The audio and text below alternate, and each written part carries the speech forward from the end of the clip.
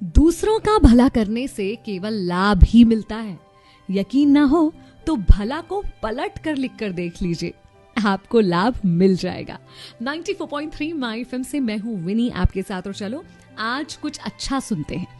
एक महान गुरु जी की कहानी सुनाती हूँ, जिनके गुरुकुल में बहुत सारे शिष्य शिक्षा प्राप्त करने के लिए आया करते थे।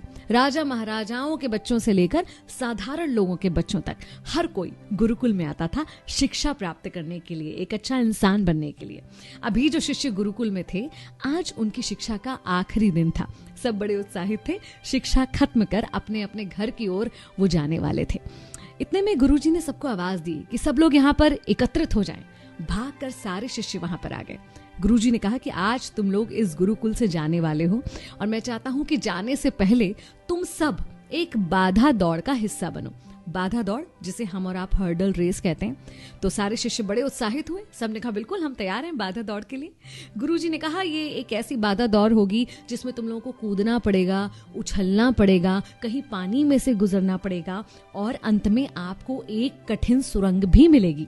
क्या आप लोग इसके लिए तैयार हैं?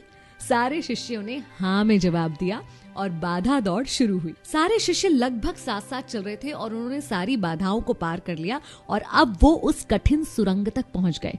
लेकिन सुरंग तक पहुंचते ही अब सारे शिष्यों का व्यवहार थोड़ा थोड़ा बदलने लगा था। हर कोई एक दूसरे को धक्का मुक्की करके आगे निकलने का प्रयास कर रहा था, क्योंकि उन्हें उस बाधा दौड़ से जीतना था। वो सुरंग काफी अंधेरी थी, उसमें पानी भी बह रहा था, और जगह जगह ऐसे नुकीले पत्थर पड़े हुए थे जिनसे पैरों को काफी गहरी चोट लग सकती थी। बाधा दौड़ खत्म करके जब शिष्य गुरुजी के पास पहुंचे तो गुरुजी ने कहा कि तुम में से कुछ लोग तो बहुत जल्दी आ गए, लेकिन कुछ लोगों को बहुत ज्यादा समय लगा, ऐसा क्यों हुआ? तब एक शिष्य ने उत्तर दिया कि गुरुजी, सुरंग तक तो सब कुछ ठीक था, लेकिन जैसे ही हम सुरंग में पहुंचे तो एक दूसरे से आगे निकलने की होड़ लग गई, और वहां जाकर हर कोई अलग अलग व्यवहार करने लगा। कोई एक दूसरे को धक्का देकर आगे निकल रहा था, कोई बचते बचाते धीरे धीरे आगे निकल रहा था, तो कोई सुरंग में पड़े हुए पत्थरों को अपनी जेब में रख रहा था, जिससे उसके पीछे आने वाले के पैर में वो पत्थर ना चुभे। गुरुजी ने कहा अच्छा ठीक है, जिन भी लोगों ने वो पत्थर जेब में रखे वो आगे आ जाएं और जेब में से निकाल के वो पत्थर मुझे दिखाएं। जिन शिष्यों ने पत्थर जेब में रखे थे वो आए, जेब में से पत्थर निकाले तो देखा ये क्या, ये तो बहुत ही बहुमूल्य हीरे हैं। सब लोग आश्चर्यचकित रह गए और शिष्य गुरुजी की तरफ देखने लग गए। गुरुजी ने कहा हाँ, ये बहुमूल्य हीरे हैं, और ये हमने ही वहां पर डाले थे। ये हमारे गुरुकुल की तरफ से दूसरों के बारे में सोचने वाले शिष्यों को इनाम में दिए जाते हैं।